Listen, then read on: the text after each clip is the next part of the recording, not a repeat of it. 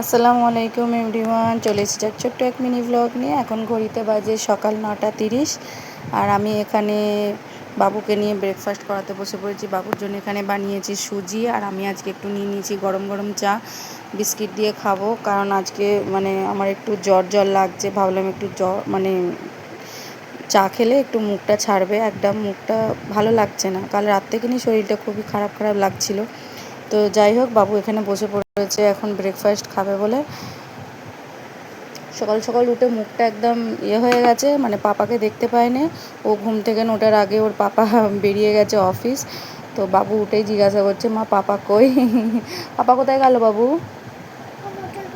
কোথায় গেল তুমি জানো না? অফিস অফিস গেছে তো। হুম,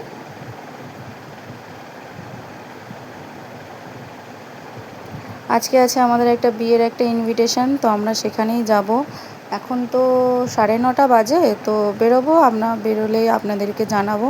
তো এখন ভিডিওটা কেমন লাগলো সেটা কমেন্ট করে জানাবেন। টাটা।